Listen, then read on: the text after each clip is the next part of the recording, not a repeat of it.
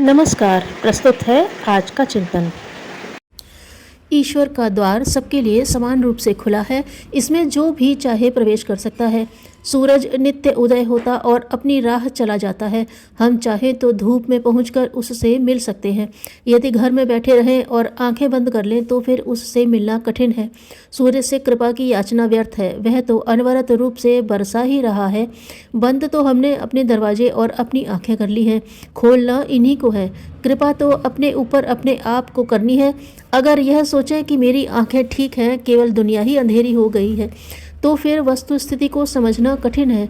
भगवान रुष्ट हो गए हैं और मैं अपनी स्थिति पर संतुष्ट हूँ, यह माना जाता रहा तो फिर कोई समाधान मिल न सकेगा। ईश्वर हमारे लिए अपरिचित है। हम केवल अपने परिचित अज्ञान और मनोविकारों को ही जानते हैं। परिचितों का स्वागत किया जाता है और अपरिचितों को आश्रय देने में संकोच करना पड़ता है। ईश्वर को अपने में आत्मसात करना अथवा अपने को उसमें घुला देना, ये दोनों ही स्थितियां हमारे लिए अत्यंत कठिन होती हैं। फिर परम प्रभु से मिलन कैसे हो? हम ईश्वर को जिस गज से नापते हैं वह बहुत छोटा है।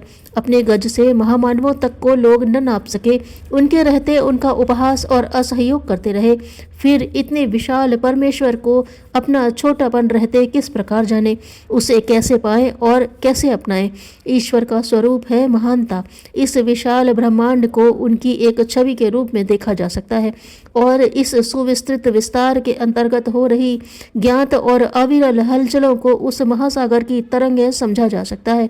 इसे प्राप्त करने के लिए हमें अपनी संकीर्णता छोड़नी पड़ेगी और उतनी महानता अपनानी पड़ेगी जिसके सहारे उस महान परमेश्वर को देखा जा सके। गड्ढे में बैठकर छोटी सी परिधि ही दिखाई देगी। समतल भूमि पर बैठकर कुछ मील तक के दृश्य दृष्टिगोचर हो सकते हैं, किंतु यदि सुविस्तृत अंतरिक्ष की झांकी करनी हो तो अधिकाधिक ऊंचाई पर पहुंचने और वहां से दृष्टि पसारने के अतिरिक्त और किसी प्रकार अभीष्ट उद्देश्य की पूर्ति नहीं हो सकती। हम जितने ही संकीर्ण हैं, ईश्वर से उतने ही दूर हैं। उदात्त दृष्टिकोण और उदार रीति नीति अपनाकर ही उसके समीप पहुंचाने वाली मंजिल पर अग्रसर हो सकते हैं। छोटे पात्र में बड़े पदार्थ नहीं रखे जा सकते हैं। जितना सामान हो उसे रखने के लिए पात्र भी उतना ही बड़ा होना चाहिए।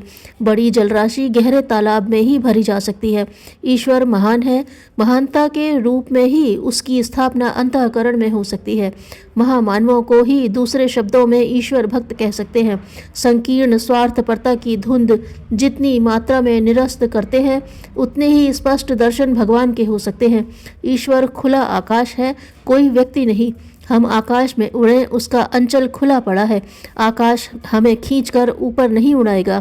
अपना लक्ष्य और प्रयत्न हो तो साधन बन जाएंगे।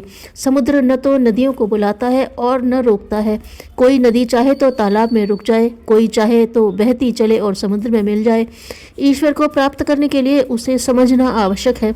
मिन्नतें करके और मनोती मनाने की उलझी पगडंडी पर चलकर उस तक नहीं पहुंचा जा सकता। उदात्त चिंतन और परिष्कृत व्यक्तित्व के राजमार्ग पर चलकर ही उस महाप्रभु तक पहुंचा जा सकता है जिसे पाना हमारा जीवन लक्ष्य है। तप किए बिना किसी की आत्मोन्नति नहीं हो सकती।